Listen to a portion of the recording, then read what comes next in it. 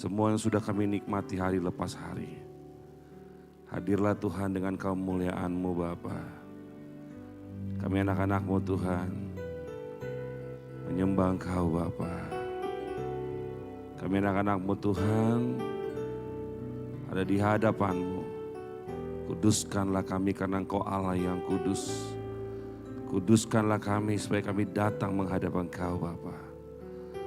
Ampuni semua pelanggaran kami, ketidaksetiaan kami, kebodohan kami. Biarlah kasih-Mu lebih besar dari semua pelanggaran kami. Lebih besar dari semua cinta-Mu. Lebih besar semua anugerah-Mu turun atas kami Tuhan. Terima kasih Bapa. Terpujilah Engkau Bapa. Terpujilah Engkau Tuhan. Terpujilah Engkau Bapa. Biarlah nama-Mu kami agungkan sepanjang umur kami. Biarlah Engkau kami sanjung sepanjang umur kami Tuhan. Tidak ada Allah yang lain selain Engkau Bapa. Terima kasih Tuhan. Terima kasih. Terima kasih Tuhan. Terima kasih Bapa. Amin. Mari kita berdiri, kita katakan, saat ini ku datang ke hadapan-Mu Bapa.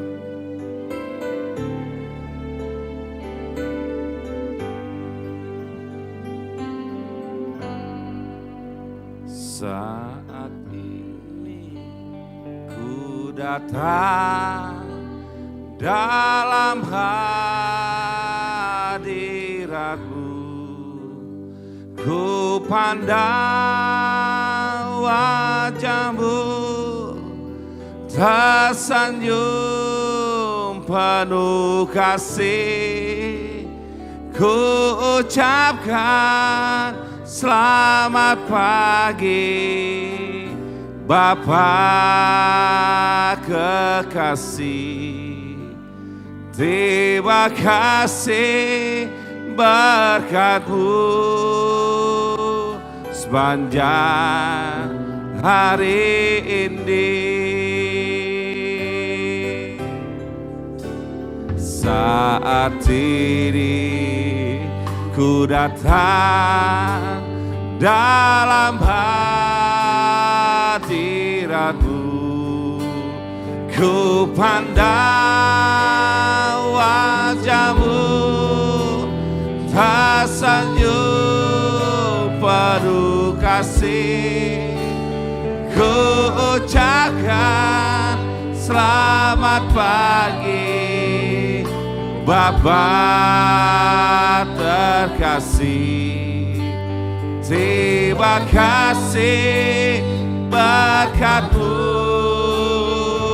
sepanjang hari ini. Glory.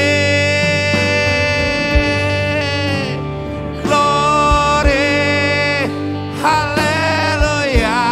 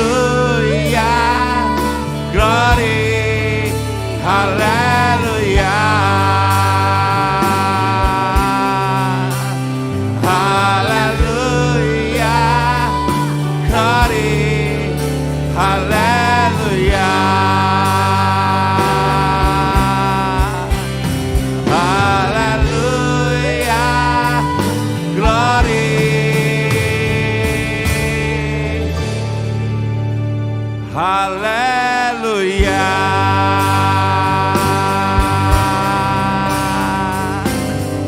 Terima kasih Bapa.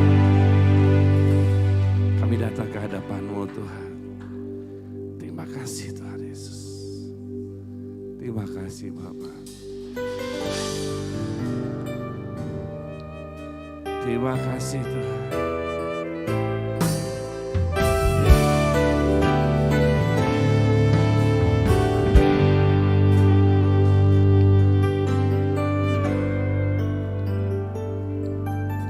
Tuhan, Kaulah pengharapanku.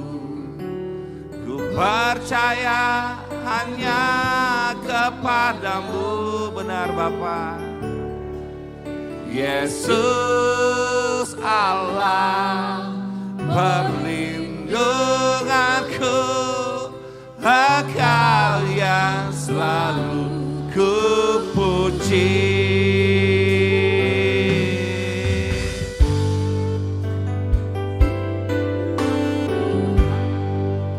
Kaulah pengharapanku, ku percaya hanya kepadamu. Yesus Allah perlindunganku, Engkau yang selalu ku puji. Mulutku penuh pujian, dengan pujian kepadamu ya Yesus Tuhan. Sepanjang hari ku beri penghormatan kepadamu ya laku mulutku pujian, dengan pujian kepadamu ya Yesus Tuhan. Sepanjang hari ku beri penghormatan kepadamu ya laku mulutku penuh dengan Kau besar Tuhan, Kau hebat Bapa, Kau hebat Yesus Tuhan. Sepanjang hari ku beri penghormatan kepadamu ya laku mulutku penuh dengan pujian. pujilah Dia, pujilah Dia Allah yang hidup.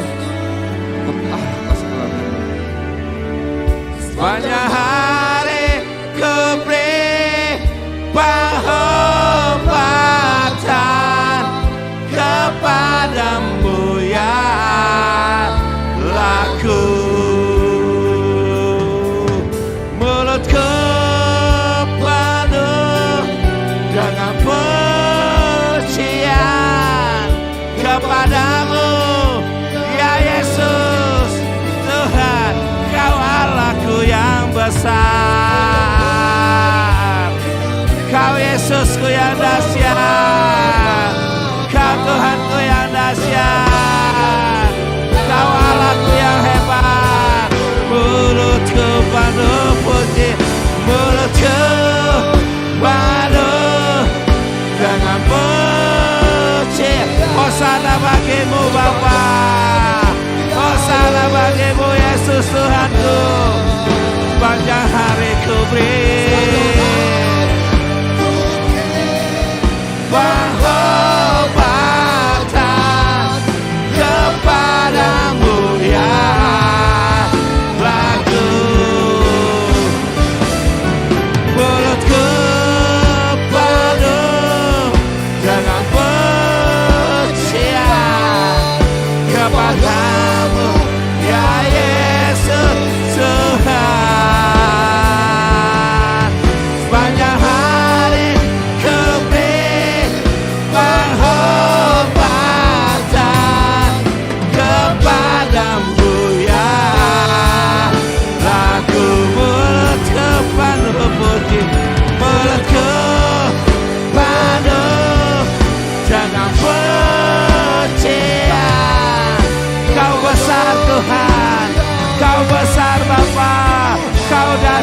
Yesusku.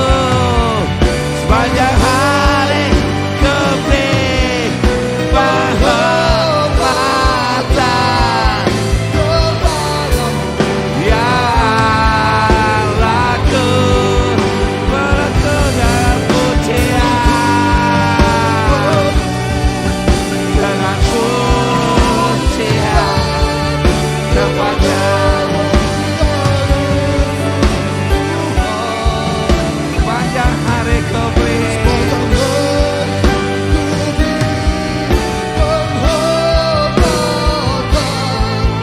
kepadamu, ya Allah. Mulutku dan pujian. Ungkapkan isi hatimu, ungkapkan isi hatimu. Katakan pujianmu, kau dahsyat Bapa. Sepanjang hari ku beri penghormatan kepadamu, ya Allahku. Mulutku pujian untukmu, dengan pujian kepadamu, ya Yesus Tuhan. Sepanjang hari ku beri penghormatan kepadamu, ya Allahku. Kepadamu, ya Allahku. Kepadamu, ya Allahku. Kepadamu, ya Yesusku.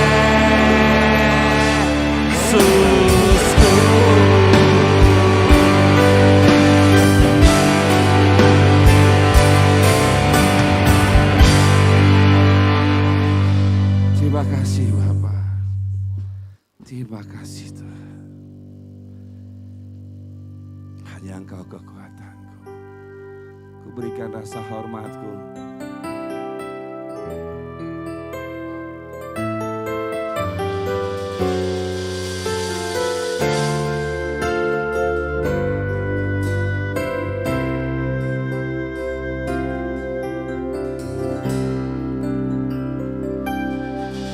Sungguh indah tiada, Kau mengagumkan Tuhan.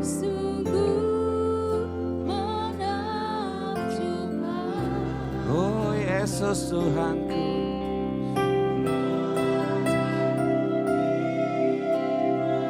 Sembah Dia dari hatimu yang paling dalam. Lebih dari semua yang ada, hebatmu tiada terselami, kasih-Mu dalam tak terduga. Kau sungguh indah tiada taranya, mulia dan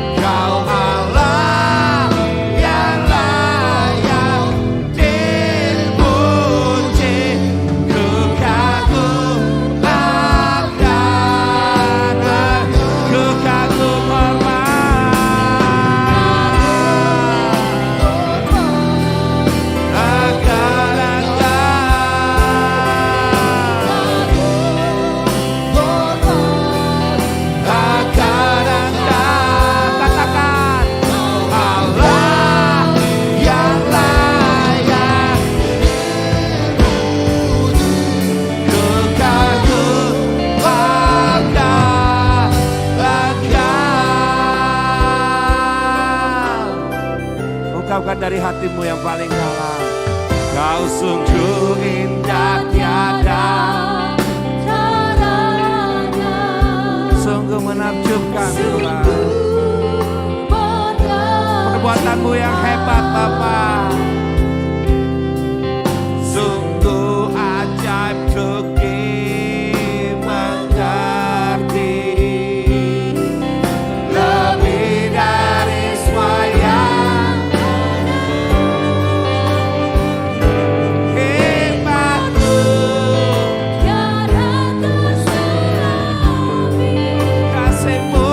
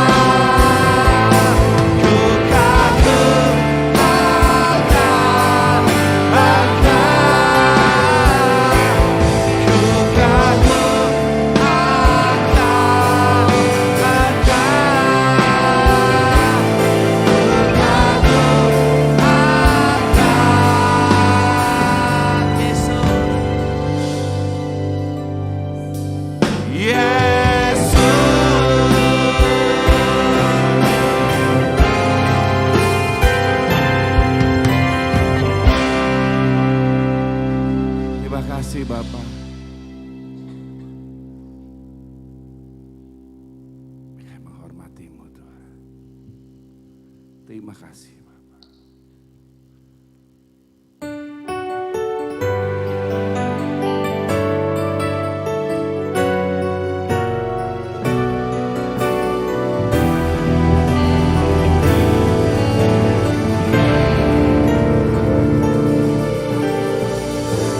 Mari kita katakan dari hati kita.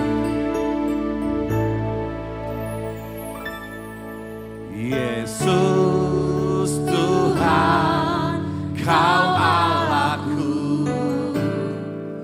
Yesus Tuhan, Kau Rajaku. Hanya Engkau yang ku puja, ku hormat, kagum padamu.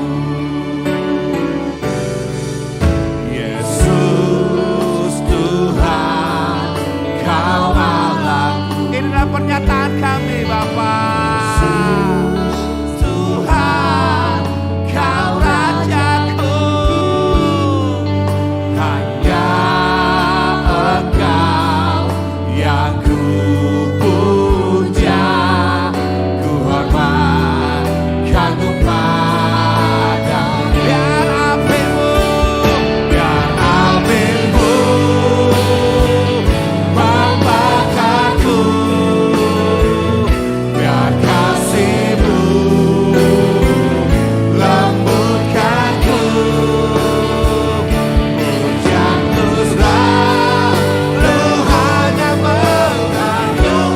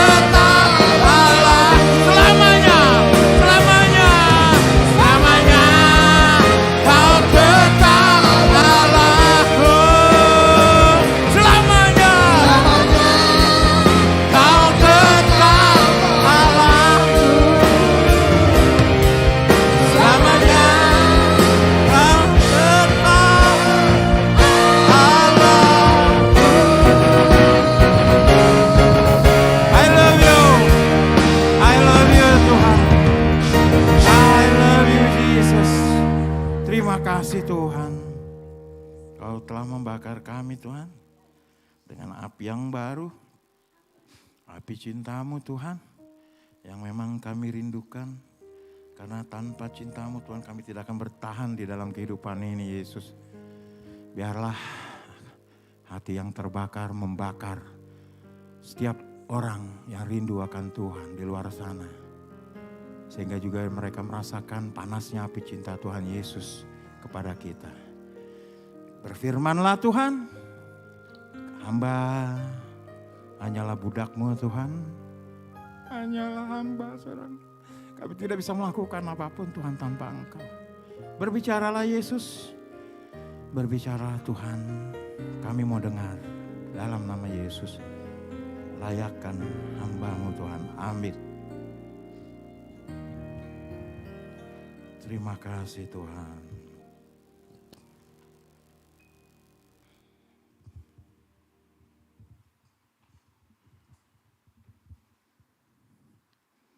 Hari ini kita mau bicara tentang suatu pribadi yang sangat indah, yang sangat mulia, yaitu Yesus. Karena akhir-akhir ini saya melihat dimanapun anak-anak Tuhan selalu dipertanyakan, selalu ditanya oleh orang-orang. Bahkan orang Kristen sendiri pun mempertanyakan ketuhanan Yesus kita. Tapi orang-orang Kristen pun, anak-anak Tuhan pun tidak bisa menjawab. Siapakah Yesus itu? Kenapa Tuhan mati digantung? Kenapa Yesus menyembah Allah Bapa? Kenapa Yesus harus menjadi manusia? Dan banyak pertanyaan-pertanyaan lagi, dan tentu anak-anak Tuhan tidak bisa menjawab. Banyak sekali yang tidak menjawab. Saya pengen di tempat ini tidak ada lagi yang tidak bisa menjawab tentang pribadi Yesus bagi kita. Makanya hari ini kita mau belajar tentang pribadi Tuhan itu supaya kita bisa mempertanggungjawabkan iman kita kepada siapapun. Keyakinan kita kepada siapapun, bahkan kepada setan sekalipun, bahwa biar setan pun tahu bahwa kita sangat mencintai Tuhan. Bahwa hidup kita adalah untuk Tuhan. Dan mati kita juga untuk Tuhan. Seperti itu. Menurut kita, siapakah Yesus itu? Kenapa Yesus harus mati? Siapakah Yesus itu? Kita bisa lihat di awal mula penciptaan, yaitu Kejadian 1 ayat 1. Yohanes 1 ayat 1. Kita akan melihat siapakah sebenarnya Yesus itu bagi kita. Dan menurut firman Tuhan. Demikian firman Tuhan, pada mulanya adalah firman. Firman itu bersama-sama dengan Allah, dan firman itu adalah Allah. Di sini firman Tuhan berkata bahwa Yesus adalah permulaan penciptaan. Kalau kita lihat di Kejadian 1, di sini ayat 1 sampai penciptaan selesai, kita baca. Yohanes menyebutkan Yesus adalah firman Allah. Di Kejadian dikatakan bahwa pada mulanya Allah menciptakan langit dan bumi. Bumi belum berbentuk dan kosong. Pada waktu itu bumi belum berbentuk dan masih kosong. Dan bumi itu ditutupi air dan gelap gulita. Lalu berfirmanlah Tuhan, jadilah terang. Kemudian segala sesuatu atmosfer di bumi ini bergerak. Ketika Tuhan berfirman jadilah terang, maka terang itu pun muncul seketika.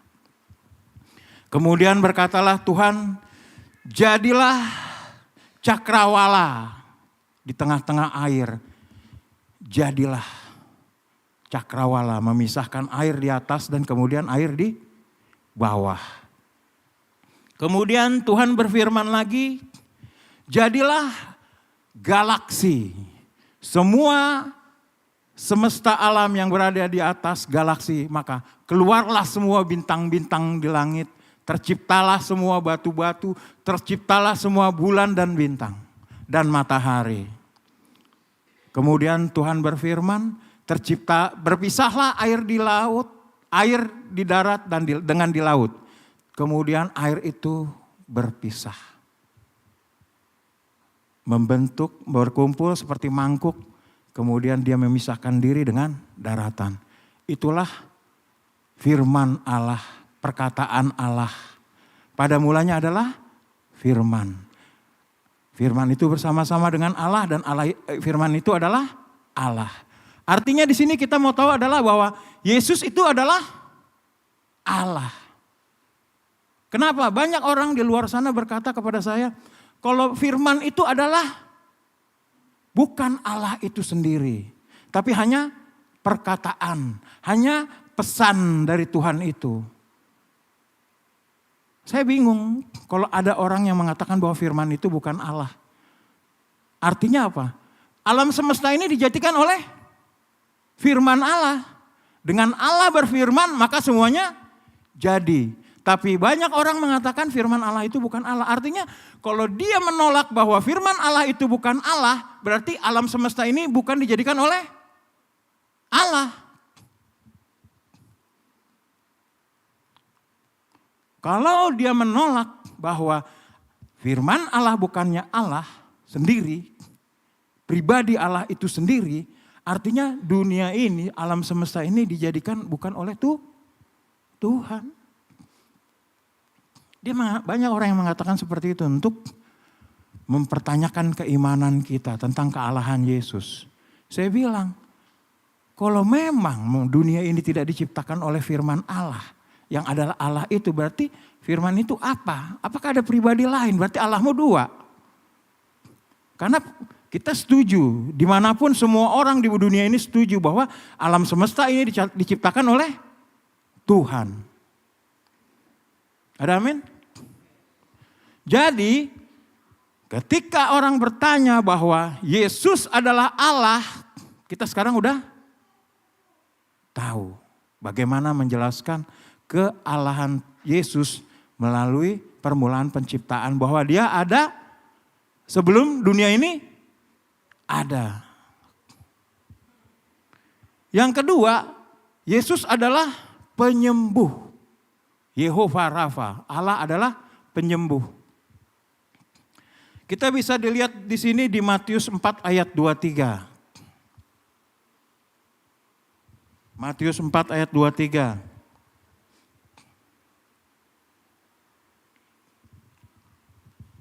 Saya bacakan. Yesus pun berkeliling di seluruh Galilea, ia mengajar dalam rumah-rumah ibadat dan memberitakan Injil. Kerajaan Allah serta melenyapkan segala penyakit dan kelemahan di antara bangsa itu. Amin.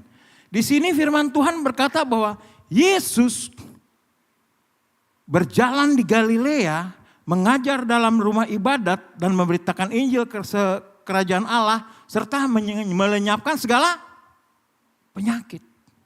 Orang lumpuh berdiri, orang buta melihat, orang mati bangkit, orang kusta sembuh, manusia pendarahan, perempuan pendarahan yang udah 10 tahun, 12 tahun menderita disembuhkan.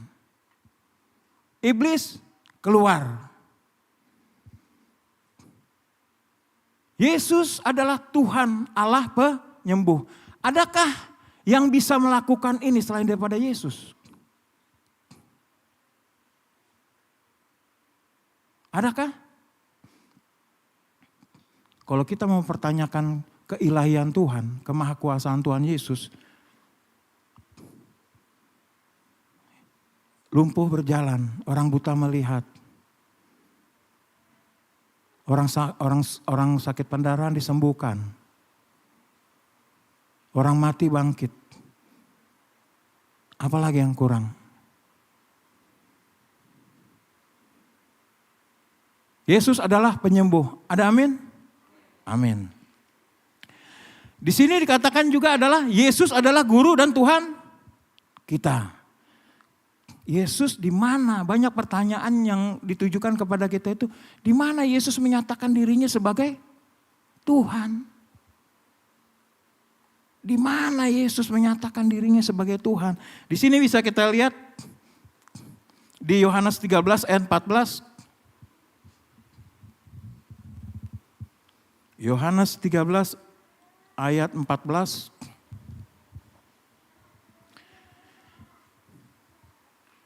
Demikian firman Tuhan, jadi jikalau aku membasuh kakimu, aku yang adalah Tuhan dan gurumu, maka kamu pun wajib saling membasuh kakimu.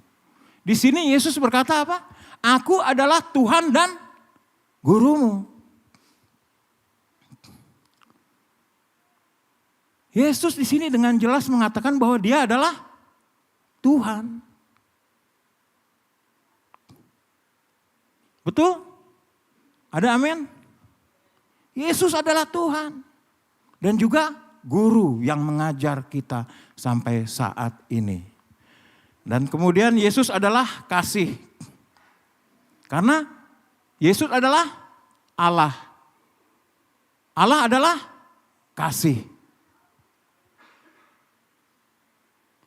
Kalau Yesus itu adalah kasih, bagaimana kalau kita sebagai umatnya bukannya kasih, tidak mempunyai kasih? Kan gak mungkin. Bentuk karakter daripada Yesus harus terbentuk di dalam kita. Itulah menyatakan bahwa kita adalah anak-anak Tuhan, anak-anak Yesus. Bahwa kita harus saling mengasihi. Jangan suka melakukan yang tidak sopan. Jangan suka mencari keuntungan diri sendiri. Karena kasih itu tidak juga pemarah. Dan tidak menyimpan kesalahan orang lain. Orang yang suka menyimpan kesalahan orang lain itu orang pendendam. Orang pendendam itu adalah orang yang sombong. Dia menyimpan kesalahan orang lain. Supaya bisa menjatuhkan, supaya bisa menghukum orang itu. Biasanya orang yang suka menyimpan kesalahan orang lain itu merasa dirinya lebih benar. Yesus adalah kasih. Di dalam kasih tidak ada yang pura-pura. Kita saling mendahului untuk menyatakan kasih. Bukan saling mencari kesalahan orang lain, tidak. Tapi gambaran itu apakah sudah ada di dalam diri kita sebagai anak-anak Allah? Adakah? Oh, saya nggak pernah mencari kesalahan orang lain, tidak melihat kekurangan orang lain, menyimpan kesalahan, saling mendahului dalam memberi hormat. Ada seperti itu? Kita harus seperti itu, melakukan itu. Supaya kenapa? Supaya orang bisa merasakan kasih yang ada di dalam diri kita. Jadi kasih itu bukan hanya di dalam buku, di dalam Alkitab. Tapi kasih itu sudah hidup di dalam diri kita kalau kita lakukan. Tapi kalau nggak kita lakukan gimana?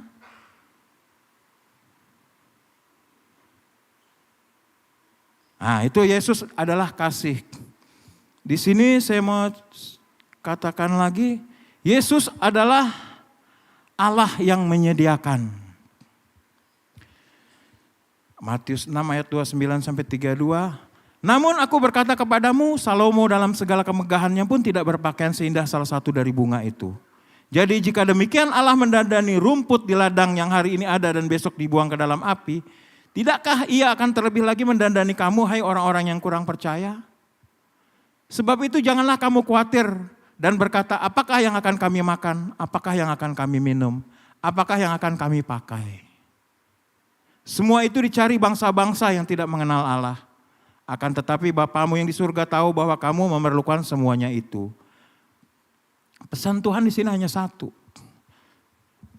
Enggak ada apapun yang kamu cari, apapun bagaimana kamu menghias dirimu tidak akan pernah bisa melebihi kecantikan sekuntum bunga. Bagaimana bunga bakung itu Tuhan bandingkan dengan kemegahan Salomo dengan pakaian yang hebat. Artinya Tuhan lagi mau kasih tahu sama kita, dunia ini bukan apa-apanya, nggak ada apa-apanya. Itu hanya dicari oleh orang-orang yang tidak mengenal Tuhan. Benar, kita harus bekerja karena firman Tuhan juga bilang bahwa kalau orang yang tidak bekerja jangan engkau makan. Tapi bukanlah itu sebagai fokus kita. Fokus kita tetap Tuhan. Mendengar suaranya, mengenal Dia, dan kita menjalani hidup itu sambil bekerja. Bukan kita bekerja sambil mengingat Tuhan, bukan dibalik, jangan dibalik. Kita berjalan bersama Tuhan sambil bekerja. Melakukan apapun kita selalu bertanya kepada Tuhan. Makanya kita perlu membaca firman tiap hari. Kita harus baca firman tiap hari. Ada seorang hamba Tuhan dia setiap 15 menit dia itu akan membaca firman. Ketika dia berbicara ngalor ngidul kemana-mana, 15 menit dia bilang, kita udah terlalu lama berbicara. Mari kita buka dulu satu ayat, satu pasal dalam firman Tuhan. Kalau mungkin ada yang pernah baca bukunya Smith Wigglesworth. Dia disebut sebagai Rasul Iman. Dia hidup sekitar tahun 50-an. Dia 15 menit Tuhan di dalam dia itu berbicara, berkata. Ketika dia terlalu asik dengan pekerjaannya, dengan omongan-omongan, obrolan-obrolannya, yang mungkin di situ nggak sesuai dengan apa yang Tuhan mau, rohnya hidup, menegur. Kita stop dulu, karena kita udah berbicara terlalu jauh. Mari kita buka satu firman Tuhan dulu, kita renungkan. Seperti itu. Seharusnya kita seperti itu. Ingat, kita udah omongannya terlalu jauh. Omongan kita udah terlalu ngalor ngidul. Omongan kita tidak bermanfaat.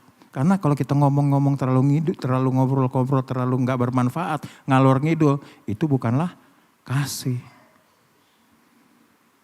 Tuhan nggak suka itu. Dan Tuhan roh yang hidup, anak-anak Tuhan yang rohnya hidup, dia akan ditegur. Saya udah terlalu lama. Dia akan baca firman Tuhan. Mungkin zaman sekarang gak seperti zaman dulu kita bisa bawa Alkitab. Tapi sekarang kan lebih enak. Kita bawa handphone. Kita download, kita install Alkitab 1. Kita bisa baca sambil di mikrolet, di bis, di travel, di pesawat, dimanapun kita bisa baca. Baca firman Ada kebutuhan. Ada di hati kita, Roh Kudus itu hidup yang butuh makan. Roh kita, dia tahu makan. Makan, apa makanannya? Firman Tuhan. Kemudian kita lakukan supaya roh itu hidup. Hidup di dalam diri kita, menghidupi kita. Bukan kita menguasai, mengatur dia. Tapi Roh Kudus itu yang mengatur kita. Kapan kita berhenti, kapan kita harus berjalan, kapan kita harus melakukan sesuatu. Kemudian berikutnya adalah Yesus adalah penebus. Penebus di sini adalah sebenarnya ada berdasarkan sistem kekerabatan di Israel.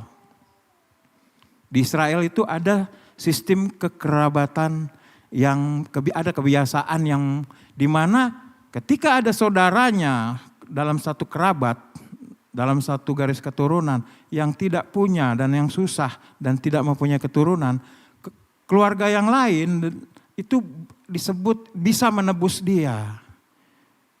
Bisa mengambil alih dia untuk meneruskan warisan atau keturunan daripada keluarga itu. Kita lihat bahwa syarat penebus itu adalah udah ada dituliskan di dalam kebiasaan Israel. Kita lihat di Rut 2 ayat 20. Rut 2 ayat 20. Sesudah itu berkatalah Naomi kepada menantunya, diberkatilah kiranya orang itu oleh Tuhan yang rela mengaruniakan kasih setianya kepada orang yang hidup dan yang mati. Lagi kata Naomi kepadanya, orang itu kaum kerabat kita. Dialah salah seorang yang wajib menebus kita.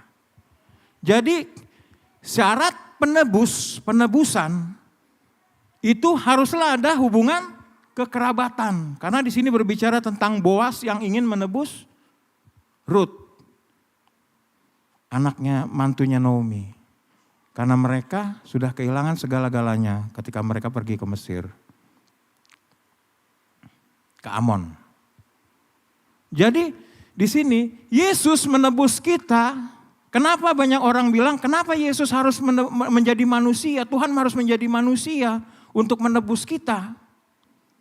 Karena harus ada persyaratan ini, kebiasaan di Israel harus ada hubungan kekerabatan. Makanya Yesus Tuhan harus menjadi manusia supaya punya hubungan kekerabatan dengan kita. Yesus harus menjadi manusia karena dia mau menebus kita sebagai kerabat. Kerabat dari mana? Kerabat dari Adam dan Hawa. Kita satu kerabat. Kita bersaudara. Itu syarat penebusan. Kebiasaan di Israel dan itu Yesus nyatakan juga saat ini. Yang kedua, syarat penebus itu adalah mau. Kita lihat di Rut 3 ayat 8 sampai 13. Pada waktu tengah malam dengan terkejut terjagalah orang itu lalu meraba-raba ke sekelilingnya. Dan ternyata ada seorang perempuan berbaring di sebelah kakinya. Bertanyalah ia, siapakah engkau? Jawabnya, aku Rut, hambamu. Kembangkanlah kiranya sayapmu melindungi hambamu ini. Sebab engkaulah seorang kaum yang wajib menebus kami. Lalu katanya diberkatilah kiranya engkau oleh Tuhan. Ya anakku, sekarang engkau menunjukkan kasihmu lebih nyata lagi daripada yang pertama kali itu. Karena engkau tidak mengejar-ngejar orang-orang muda, baik yang miskin maupun yang kaya. Oleh sebab itu, anakku, janganlah takut, segala yang kau katakan itu akan kulakukan kepadamu. Sebab setiap orang dalam kota kami tahu bahwa engkau seorang perempuan yang baik-baik.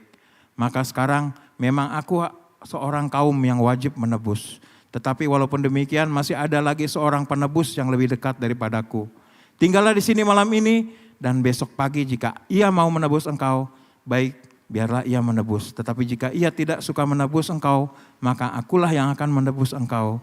Demi Tuhan yang hidup, berbaring sajalah tidur sampai pagi. Harus ada mau. Tuhan menebus kita harus mau juga. Yesus mau menebus kita harus ada keinginan mau. Dan Yesus mau mati untuk kita. Kalau Yesus nggak mau, bisa nggak? Bisa. Emang apa hak kita untuk menuntut Tuhan menebus kita? Tuhan bisa tidak mau menebus kita, tapi dia memilih untuk menebus kita di atas kayu salib. Yesus memilih mau, terus apa dong kita? Yesus memilih untuk menyerahkan nyawanya, terus kita gimana? Dia pilih salib.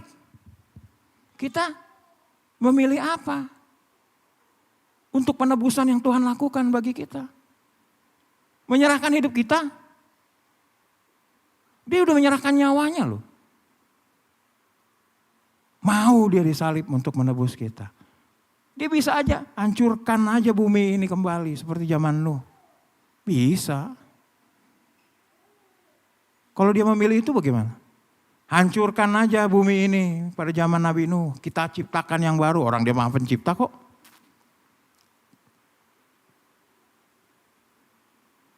Besar gak? Layak gak? Bisa gak? Bisa. Dia ciptakan yang baru. Ngapain orang-orang kayak begini? Iya kan, dia Tuhan kok. Dia gak ada punya salah ketika melakukan itu. Tapi pada saat ini, 2000 tahun yang lalu Tuhan memilih untuk mau. Aku akan menebus engkau. Dia memilih mati untukmu. Sekarang Tuhan minta untuk kita hidup di dalam Dia. Mau gak? Hah? Tuhan hanya minta hiduplah di dalamku. Untuk atas nyawaku yang telah kuberikan. Supaya kenapa? Bukan juga untuk ketika kita hidup di dalam Yesus, bukan juga untuk kesenangannya Tuhan. Kesenangan kita juga supaya kita punya damai sejahtera, punya kita sukacita. Bukan untuk Tuhan kita ketika kita berubah mengikuti kebenaran itu. Bukan untuk kita, bukan untuk Tuhan. Untuk kita sendiri. Biar kau gak stres, gak gampang stres. Gak bingung-bingung. Di hidup ini, di dunia ini. Tuhan mengajak kita hidup berdasarkan firman Tuhan. Supaya kita punya damai sejahtera, sukacita, tenang di dalam kehidupan ini. Yang lainnya Tuhan udah bilang tadi. Pemeliharaannya udah dinyatakan. Salomo aja yang megah begitu aja gak seindah ini. Bagaimana engkau kepadaku? Jangan takut. Pemeliharaan Tuhan hebat bagi kita.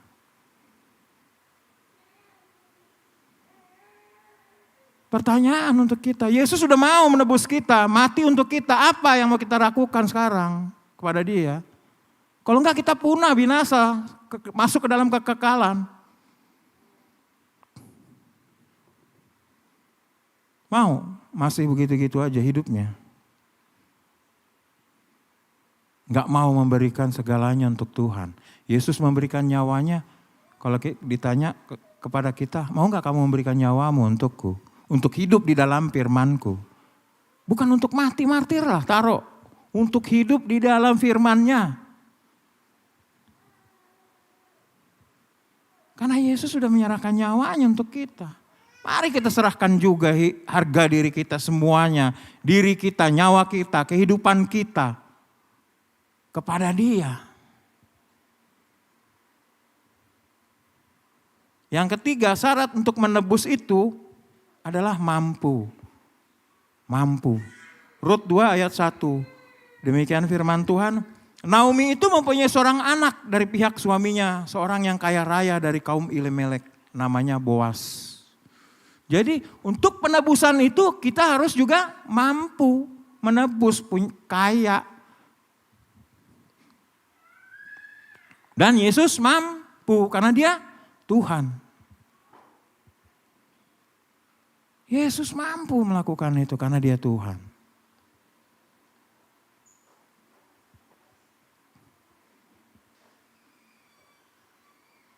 Apalagi Yesus itu adalah jalan kebenaran dan hidup.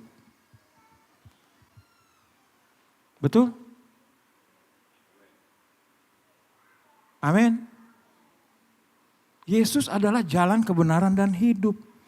Kalau Dia udah berkata Dia adalah jalan, kebenaran, dan hidup. Berarti gak ada jalan lain untuk kita sampai kepada kekekalan, keselamatan itu tanpa melalui Dia. Kalau kita gak mengikuti jalannya, jalan itu apa? Perintahnya, firmannya. Jangan kita berpikir di sini kita duduk-duduk manis-manis, taunya kita nanti mati ke sana masuk surga. Belum tentu. Tanya hatimu. Yakinkah engkau ketika nanti hari ini engkau mati atau nanti pulang dari gereja ini kau mati, kau diselamat?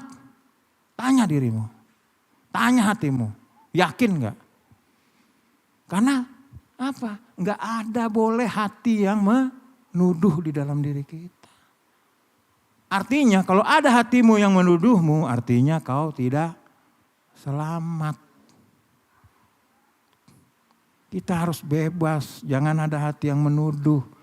Karena punya sesuatu dengan orang lain, ada ganjelan dengan orang lain, ada pikiran jahat dengan orang lain, ada ketakutan-ketakutan di dalam diri kita. Gak selamat. Jangan berpikir di sini lompat-lompat ibadah, kita akan selamat.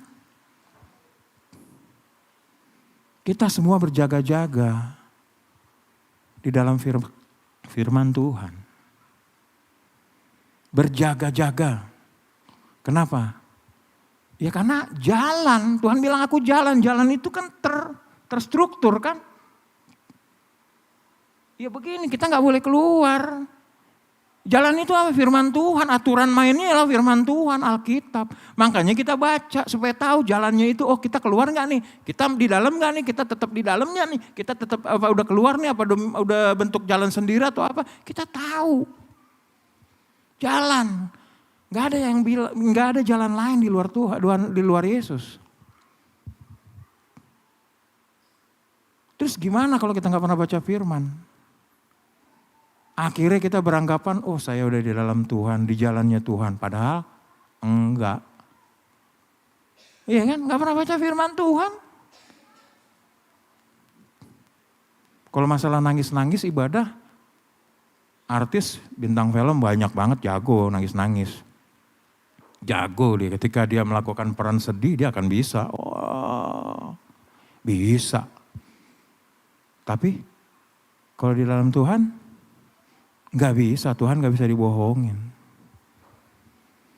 Walaupun kau nangis-nangis dia tahu hatimu kemana. Hatimu masih banyak ketakutan, hatimu masih banyak diikat oleh banyak hal. Kita bisa belajar dari Abraham ketika Tuhan minta dia menyerahkan Ishak. Kenapa? Tuhan tidak pernah meminta persembahan seorang manusia, tapi dia meminta Ishak untuk dipersembahkan baginya di gunung Moria. Karena Tuhan pengen tahu hatinya si Abraham. Lu berani gak serahkan segalanya untuk saya? Karena dia tahu hatinya Abraham ini ke Ishak. Anak satu-satunya lo, ngeri lo. Gimana coba bayangkan kalau kita itu terjadi, Tuhan itu kepada kita. Serahkan apa yang kau kasihi. Apa yang kita kasihi sekarang? Berani gak kita serahkan? Kalau di hati kita masih ada keberatan, kesedihan, atau ketidakmauan untuk menyerahkan itu, berarti Tuhan kita belum Allah, belum Tuhan, belum Yesus. Keberatan itu membuktikan bahwa itu adalah Tuhanmu. Dalam Tuhan bebas, merdeka, ambil Tuhan. Kenapa ambil Tuhan? Karena semua ini adalah punya Tuhan, milik Tuhan, betul? Ada amin? Semuanya milik Yesus. Segala alam semesta dan harta, anak, istri, suami, pekerjaan, itu punya Tuhan. Jangan kau merasa memiliki. Kebanyakan kita memiliki, oh punya gua, nggak boleh begini. Oh punya saya ini. Gak bisa, itu punya Tuhan sementara.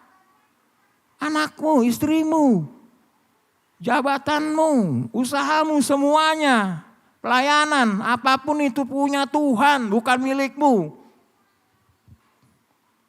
Jadi siap, Tuhan minta kasih. Jangan memiliki yang bukan milik kita. Dosa, itu maling, pencuri.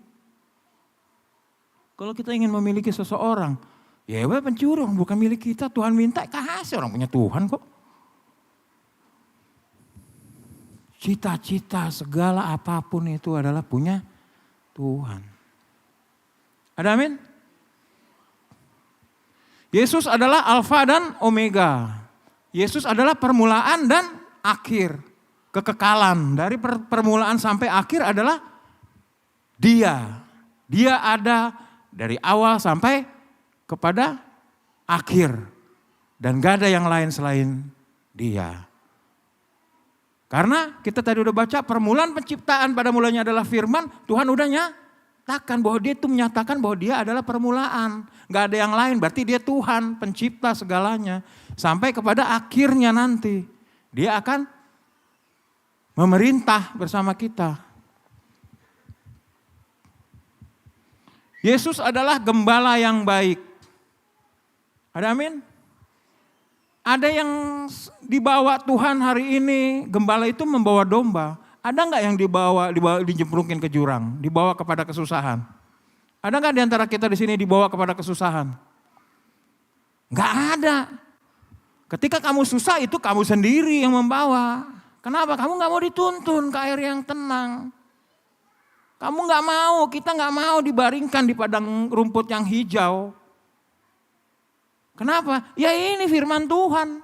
Firman Tuhan itu gambaran, dia membimbing kita ke tempat yang enak. Ke tempat yang sejuk. di mana ada makanan, di mana kamu akan bertambah banyak, di mana engkau makin bertumbuh di dalam segalanya, hikmat, kekayaan, marifat, pengetahuan dan pengenalan akan Tuhan. Itu. Bagaimana dia menggembalakannya di dalam firman. Ketika kita baca begini, jangan kau begini, jangan. Ikutin aja. Gak usah sok tahu, nanya, berat. Gak ada yang berat. Semuanya itu bukannya masalah berat. Antak. Ini semua masalah tentang mau atau tidak. Siapa yang mau dipimpin oleh Tuhan? Semua mau? Amin. Yesus adalah hakim yang adil dan raja segala raja. Kenapa dia bilang Yesus adalah hakim yang adil dan raja yang segala raja? Dia akan datang kemudian. Dia akan datang segera untuk mengangkat kita anak-anaknya. Sekarang kita tanya kepada diri kita apakah kita sudah menjadi anak-anaknya dan kemudian ketika dia datang dia akan terangkat. Ketika dia datang dalam awan-awan apakah kita akan diangkat. Atau kita udah mati apakah kita akan dibangkitkan kemudian diangkat. Tanya diri kita. Kalau enggak yakin, tanya dirimu, hatimu. Kenapa engkau meragukan? Kenapa? Ada pertanyaan-pertanyaan, ada keberatan-keberatan di hatimu. Bereskan. Jangan nanti ketika kita keluar dari sini pengangkatan tiba Yesus datang. Karena berapa waktu yang lalu Tuhan berbicara sama saya, aku datang segera.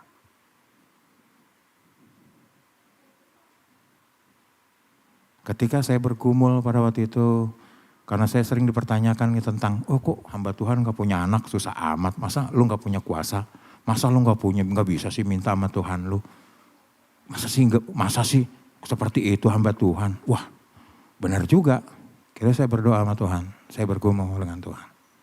Tuhan berikan jawabmu Tuhan, apa yang aku akan katakan kau orang-orang itu yang mempertanyakan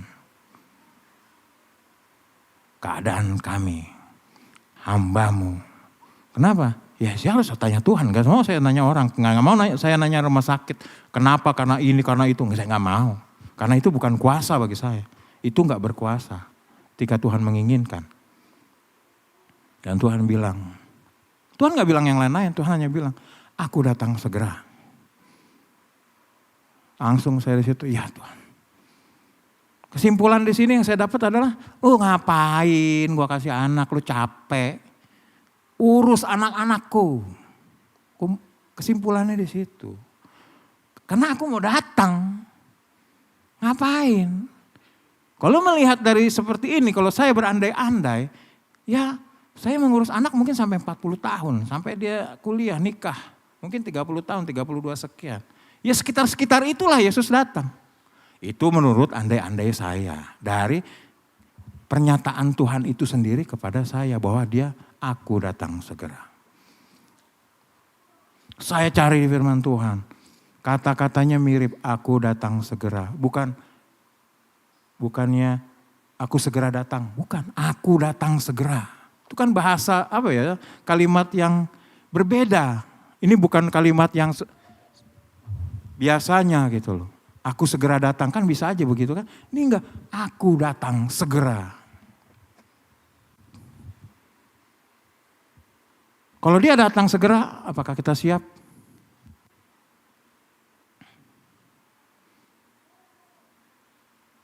Mulai pengenalan akan Tuhan itu mulai dibangun di dalam diri kita.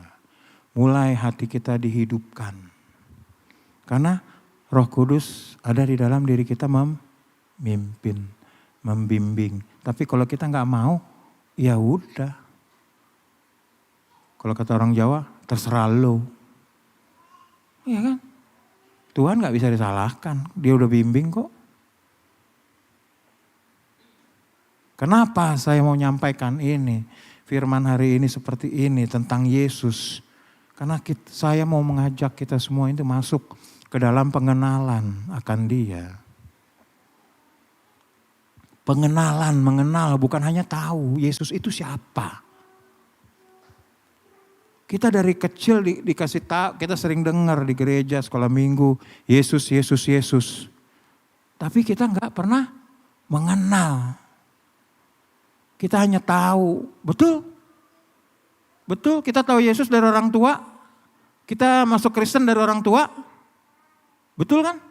Kalau kita di tempat yang lain mungkin kita bukan pengikut Kristus, betul? Betul kan? Gak ada, kita hanya tahu. Saya dulu mencari Tuhan, saya bahkan meragukan, bapak saya sintua. Saya meragukan, apa Yesus yang benar? Kenapa intimidasi itu banyak? Oh lo selalu masuk neraka lo begini lo, wah benar nggak nih gue masuk neraka? Saya cari tahu. Kebetulan masa lalu saya juga jelek kan, gelap. Makin saya pengen tahu lagi ini saya kemana ini. Di mana jaminan hidup saya ini. Saya belajar di seberang, belajar lagi di seberang. Saya bilang, ada nggak yang berani jamin saya masuk surga? Ada yang nggak yang berani jamin saya nanti ke surga selamat, tidak mengalami hukuman? Nggak ada yang berani jamin. Mudah-mudahan katanya. Satu lagi bilang, kamu akan harus jadi ini dulu, reinkarnasi, jadi apa sesuai dengan perbuatanmu di bumi ini. Saya bilang, oh saya nggak mau. Nanti saya jadi anjing atau jadi babi, padahal saya suka makan babi, nanti saya dipotong. Nggak mau saya. Iya kan? Hanya Yesus yang berani berkata bahwa Dia akan menjamin kita masuk ke surga. Akhirnya saya tahu inilah jalan yang harus saya ambil. Saya harus lalui apapun itu. Jalan apapun, jalan lain yang saya mau ambil, semua punya resiko, betul? Saya jadi penjahat ada resikonya. Saya juga harus berkumpul dengan orang-orang jahat.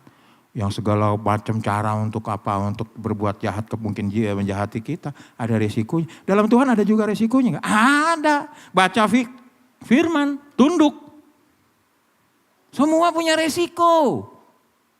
Tapi inilah yang membawa kita kepada keselamatan. Ini yang membawa kita kepada keselamatan. Semua punya resiko.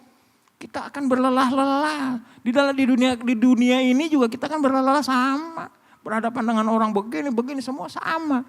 Tetapi di dalam Tuhan, damai sejahtera Tuhan, sukacita Tuhan, jalan keluar dari Tuhan, penyertaan Tuhan menyertai. Beda ketika kita enggak hidup tinggal di dalam Tuhan, stres. Iya kan? Muka kusut. Banyak saya lihat mukanya masih pada kusut. Nyimpan masalah. Iya kan? Gak mau memberikan beban itu kepada Tuhan. Gak mau memberikan apapun segalanya untuk Tuhan. Merasa kuat. Padahal Tuhan bilang, datanglah kepadaku.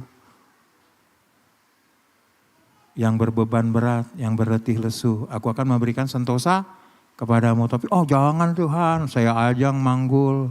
Saya ajang pegang ini semua masalah ini Tuhan. Dosa ini Tuhan. Kesalahan ini Tuhan. Kita pegang terus.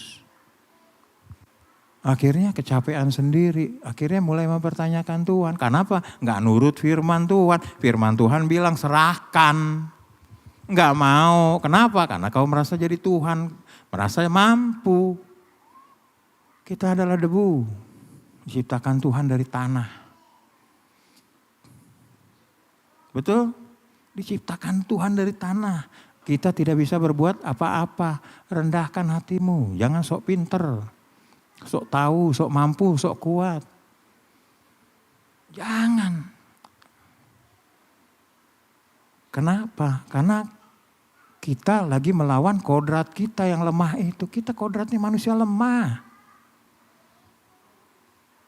Makanya kita butuh Tuhan. Makanya saya bingung kalau ada orang yang merasa kuat, merasa hebat, mampu. Oh enggak. Berarti dia enggak mengenal dirinya sendiri. Kalau orang enggak mengenal dirinya sendiri, dia tidak mengenal Tuhan. Ada amin? Itulah kenapa hari ini saya mau membawakan bercerita tentang Yesus. Karena Tuhan tadi malam memberikan satu ayat kepada saya. Hosea 4 ayat 6, mari kita baca. Hosea 4 ayat 6. Karena itulah. Umatku binasa karena tidak mengenal Allah. Karena engkaulah yang menolak pengenalan itu, maka aku menolak engkau menjadi imamku. Dan karena engkau melupakan pengajaran Allahmu, maka aku juga akan melupakan anak-anakmu. Karena itulah banyak umat Tuhan itu binasa. Karena apa? Karena tidak mengenal Allah. Saya suka dengan terjemahan versi yang zaman dulu tuh, terjemahan lama di sini. Umatku binasa karena tidak berpengetahuan. Kalau terjemahan baru di sini karena tidak mengenal Allah. Artinya adalah apa? Mengenal Tuhan itu adalah pengetahuan tentang Dia, tentang Tuhan. Maka saya sini mau cerita tentang Yesus. Apa sih yang kau ragukan? Yesus hakim, Yesus pencipta, Yesus penyembuh, Yesus penasehat, Yesus gembala, Yesus segalanya. Apa yang membuat kita masih berat hati untuk serius ikut Dia? Karena di sini firman Tuhan tadi malam, umatku binasa karena tidak berpengetahuan, tidak mengenal Allah. Karena engkau melupakan pengajaranku. Betul, tiap hari kita diajarin kan? Tapi ada yang gak yang ingat? Betul gak ayat ini? Kau melupakan pengajaranku. Makanya kau tidak pernah kenal Tuhan. Hanya tahu Yesus itu adalah Tuhan, tapi gak kenal. Kenapa? Kalau mengenal kita akan melakukan perintahnya. Terus setelah saya menjabarkan, menjelaskan tentang Yesus kepada kita, apa pertanyaan kita yang membuat ragu kita untuk serius mengikut Yesus? Berikan satu alasan.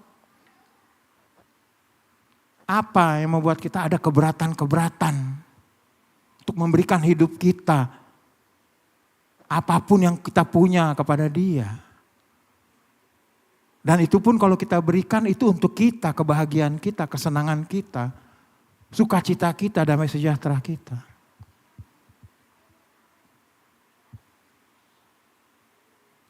Ada yang mau mulai mengenal Tuhan hari ini? Setelah ibadah ini? Itu yang Tuhan mau, mengenal Dia, bukan hanya tahu. Mengenal Dia, seperti apa Dia, apa yang Dia inginkan. Kita cari tahu. Apa yang Dia mau. Apa yang Dia sukai. Kita cari tahu. Seperti Daud yang selalu mencari hatinya. Betul, dia jatuh juga. Orang yang mencari hatinya Tuhan aja jatuh. Ia mengambil Betseba, berzina dengan Betseba. Ia membunuh suaminya Uria. Iya kan?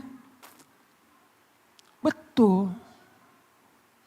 Tapi dia akan bangkit lagi. Iya Tuhan, aku mengasihimu. Karena dia mencintai Tuhan. Katakan itu, iya Tuhan, aku mau mengenalmu. Karena aku mencintaimu. Kejatuhan itu tidak akan membuat kita lama untuk bangkit ketika hati kita memang tertuju kepada Dia. Tapi jangan lagi main 2 kali jatuh. Masa kita jatuh di lubang yang sama. Misalnya kita hari ini mencuri, masa besok mencuri lagi. Gak keren amat. Atau kita hari ini berzina, masa besok berzina lagi? Gak mungkin lah. Itu bodoh, jatuh di lubang yang sama. Berarti emang firman yang disampaikan kepada Hosea itu adalah benar. Karena engkau menolak pengajaranku, menolak pengenalan akan aku. Ya, demikian firman Tuhan. Silakan pemusik. Kita bikin komitmen dalam Tuhan serius. Apa, jangan lagi ada di dalam diri kita yang kita pegang teguh. Karena itu bukan milikmu, titipan. Ya, punya Tuhan semuanya, Dia yang memiliki segalanya. Dia layak kita tinggikan, kita sembah. Kau yang layak, Kau yang layak.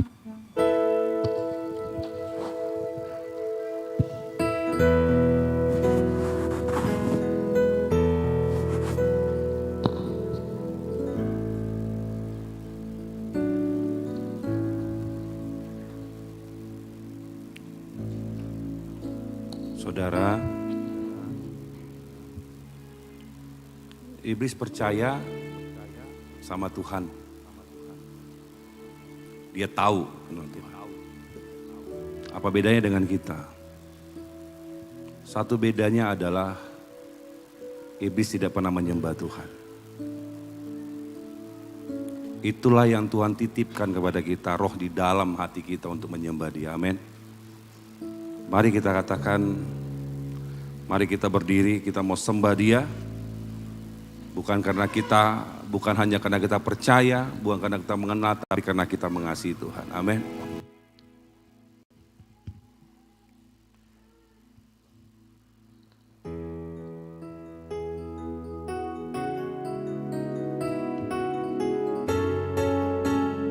Mari kita katakan dari hati kita yang paling dalam.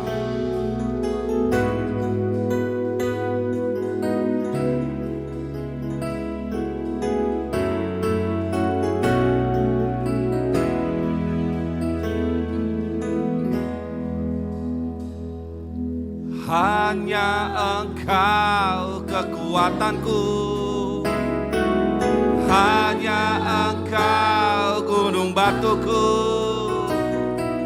hanya Engkau perlindunganku. Terima kasihku padamu. Hanya Engkau kekuatanku, amin. Hanya Engkau gunung batuku, hanya Engkau perlindunganku. Terima kasihku pada lebih dalam lagi kita katakan.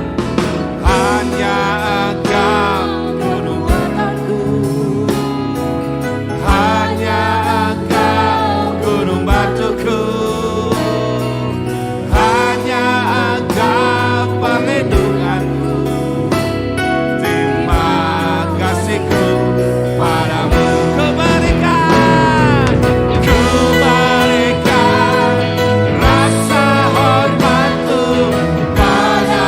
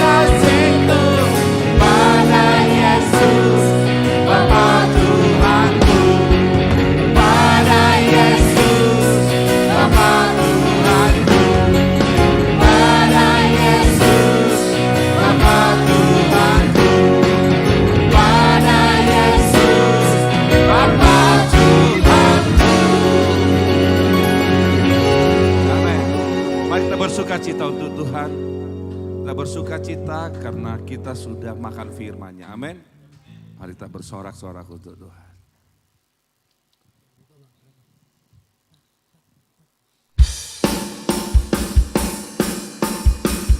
Amin.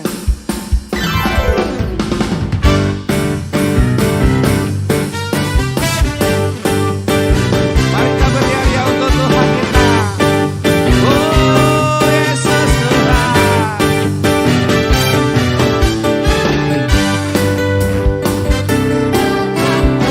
Oh Yesusku, padamu Tuhan, junjungan hidupku.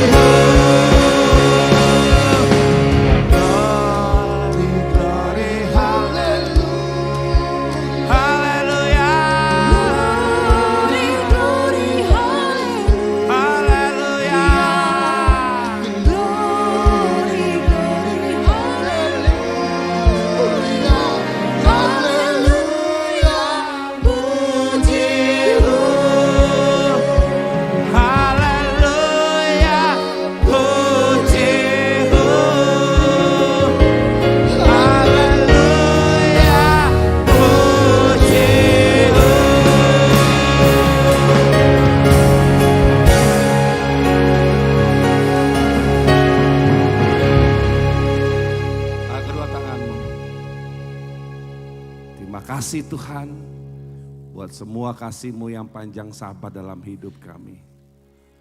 Terima kasih buat cinta-Mu yang tidak pernah terbatas. Biarlah Engkau selalu tinggal dalam hati kami. Biarlah kami selalu mengagungkan Engkau sepanjang umur kami. Ampuni kami atas semua pelanggaran kami. Ampuni kami setiap kemampuan kami Tuhan.